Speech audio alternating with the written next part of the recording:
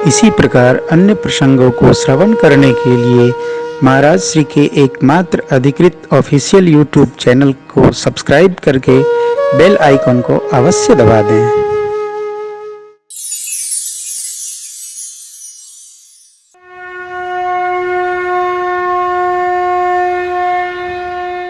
अब विश्वामित्र जी ने राम जी को पहचान लिया।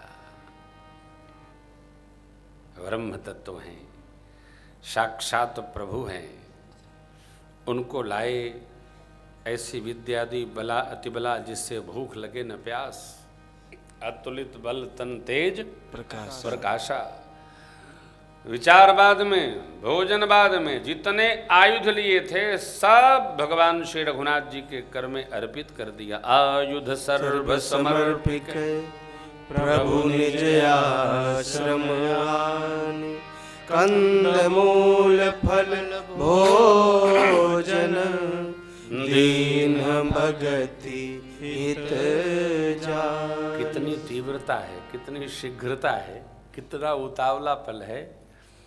कंदमूल बल खिलाए बाद में पहले जो पास में था उसको अर्पित कर दिए, क्यों देर न हो जाए। सत्कर्मों को, सत्संकल्पों को जितनी शीघ्रता से पूर्ण कर लेंगे उतना सौभाग्यवर्धन होगा। दिन नहीं देना, कल करेंगे, परसों करेंगे, परसों परसों करे, वर्षों बीत जाएगा। आयुध सर्व समर्पिके, फिर भगवान को लाए, कंद मूल फल खिलाए, रात्रि विश्राम। प्रातः काल हुआ तो प्रभु ने कहा, गुरुदेव यज्ञ होगा राम जी। कहना पड़ा, बाबा की पंक्तियां हैं। प्रातः कहा मुनि सन रघुराय, अब निर्भय यज्ञ करहु तुम जाय। होम करन लागे मुनि झारी, प्रभु आप रहे मख के रखवारी। सत्कर्मों को, यज्ञ को, भजन को, कीर्तन को, मंदिर को, सबको भगवान संभालते हैं।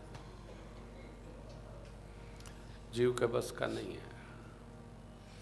सत्य संकल्प आप ठान लीजिए, ले लीजिए, पूरा कौन करेगा? राम जी, भगवान पूरा करते हैं, आदमी के बस का नहीं है। ब्रह्मा जी भी दूर खड़े हो जाते हैं भगवत कार्य में, पास नहीं भटकते। कार्य शुरू कर दीजिए, शेष पूरा करना उनका काम है। यही गति बन गई। भगवान सुरक्षा में खड़े हैं। सुबह हुआया, मारीच सेना लेकर भगवान ने मारीच को तो बिना फर का बाण निकाला, मारा, पंपासर गिरा जाकर धम्म से। सुबाह को अग्नि बाण मारकर विध्वंस कर दिया भगवान ने। लक्ष्मण भैया ने निशाचरी सेना का संहार किया। यज्ञ रक्षा हुई और इसकी खबर रावण तक चली गई। रावण सोचने लगा है तो पहला चक्र भेदन कर दिया, कौन आ गया, पता लगाने लगा रावण। थोड़े दिन भगवान यहाँ रहे। अपनी भक्ति वर्धन हेतु बाबा विश्वामित्र जी पुराण इतिहास की कथाएं राम लक्ष्मण प्रभु मुनिगणों को सुना रहे हैं। और कुछ दिन बाद जनकपुर से यह संदेशा आया, महामुनि विश्वामित्र जी बिटिया रानी के ब्याह में आशीर्वाद देने की कृपा करें, पधारें। तो गुरु विश्वामित्र जी ने राम प्रभु से कहा, चले? हाँ हाँ। धनुष यज्ञ सुने रघुकुल नाथा, धनुष यज्ञ सुनी रघुकुल नाथा।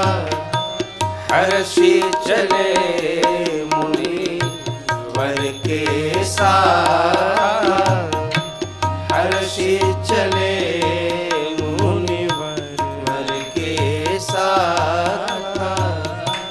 आश्रम एक दीख मग माही, आश्रम एक दीख मग माही। खग मृग जीव जंतु तहनाहि, खग मृग जीव तह नाही। पूछा मुनि शिला प्रभु देखी। पूछा मुनि शिला प्रभु देखी। सकल कथा मुनि कहा विषेखी। सकल कथा मुनि कहा विषेखी। सकल कथा मुनि कहा विषेखी।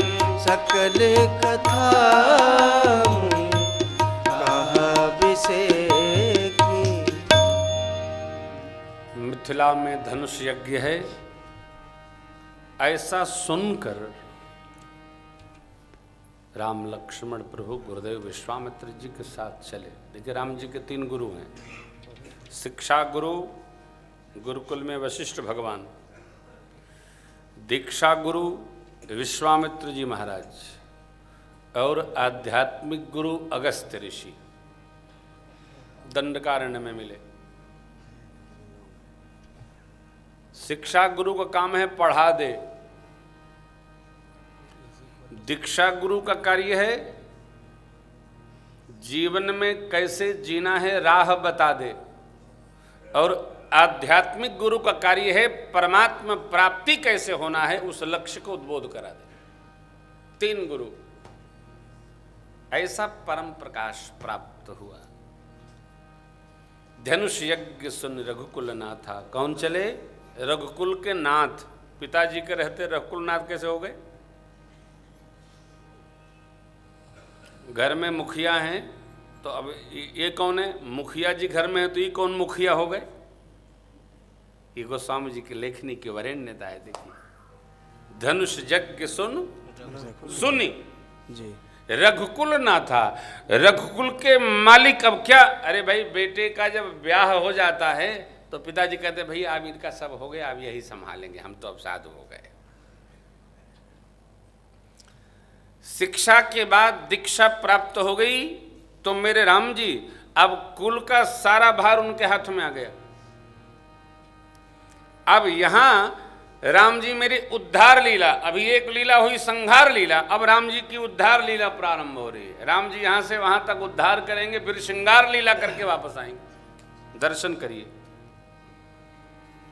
जो व्यक्ति जिस प्रकार का कार्य करता है ना, उसको उतना अपने को वरिष्ठतम बनाना पड़ता है। उस यज्ञ सुनकर मेरे परमात्मा चले किसकी सन्निधि में? गुरु जी की सन्निधि में। स्वच्छंद कोई काम नहीं करना, अपने सिर पर कोई मालिक रखना चाहिए, सदैव ध्यान रखना।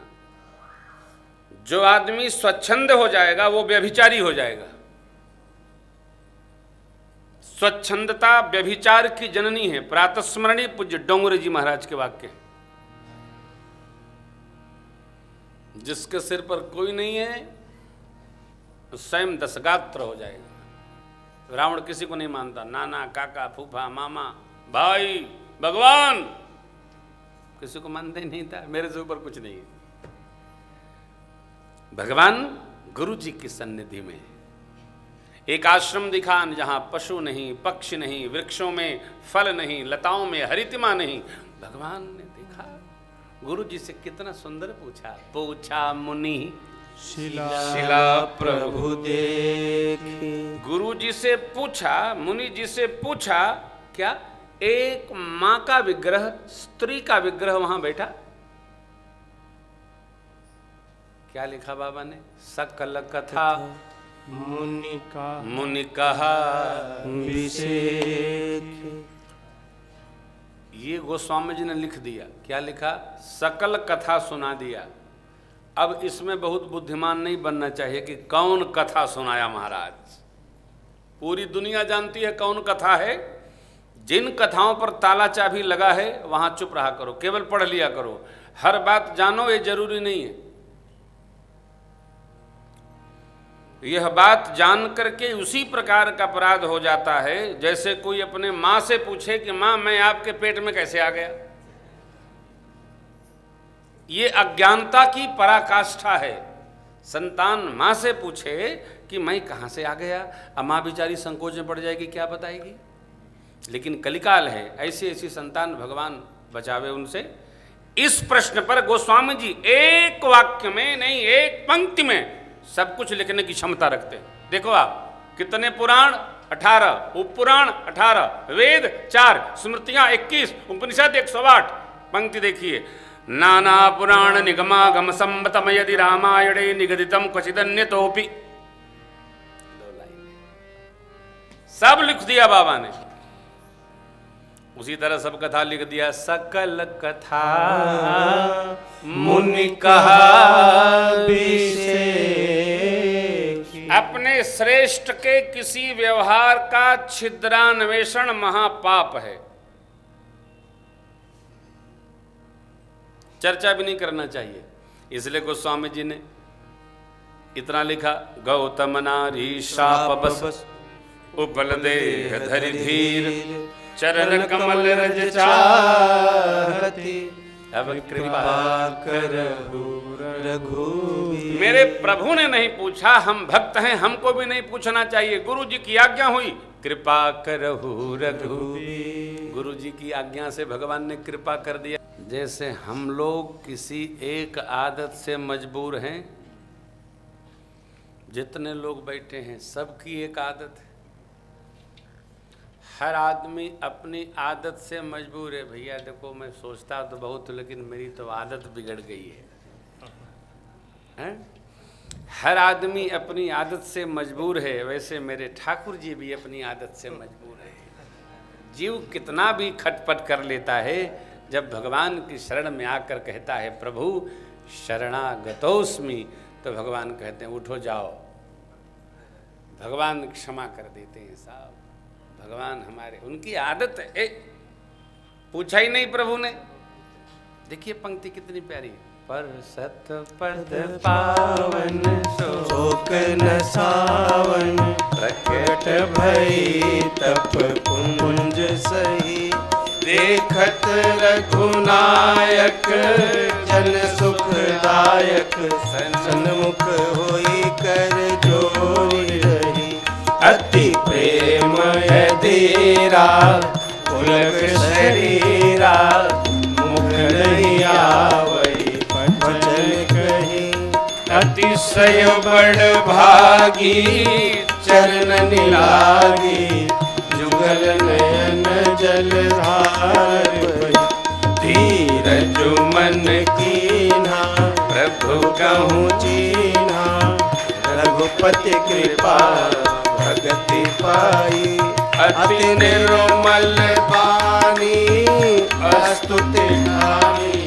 ज्ञान गम्य जय रघुराय मैं नारी पावन प्रभु जग पावन रावण रिपुजन सुखदाई राजीव विलोचन भय मोचन पाहि पाहि सर नहीं आई मुनि शाप जो दीना अति भल कीना परम अनुग्रह मैं माना देखूं भरि लोचन हरि भव मोचन है लाभ शंकर जाना बिनती प्रभु मोरी मैं मति भोरी नाथ न मानो बरियाना अद कमल परागा रस अनुरागा मन मधुप करे पान एहि पद सुर सरिता परम पुनीता प्रकट भई शिव शीस धरी सोई पद पंकज जय पूजत यज मम सिर धरऊ कृपाल हरि एहि माटी सिधारी गौतम नारी बार बार हरि चरण परी जो अति मन भावा सो वर पावा जय पति लोक आनंद भरी जो अति मन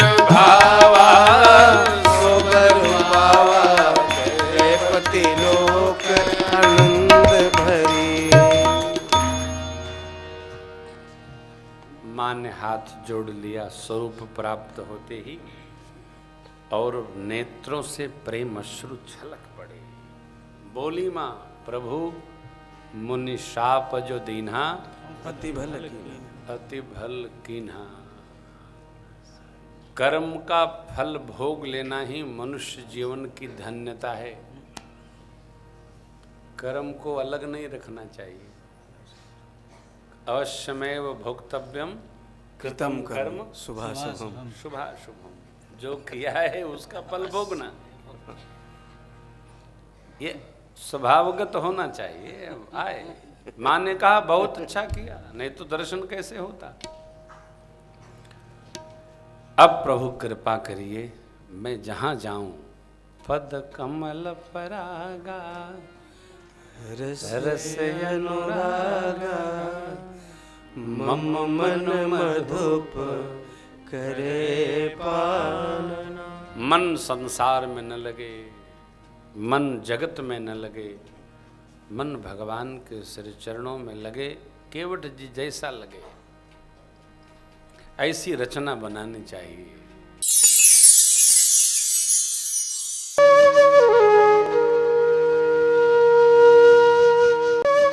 इसी प्रकार अन्य प्रसंगों को श्रवण करने के लिए महाराज श्री के एकमात्र अधिकृत ऑफिशियल यूट्यूब चैनल को सब्सक्राइब करके बेल आइकन को अवश्य दबा दें।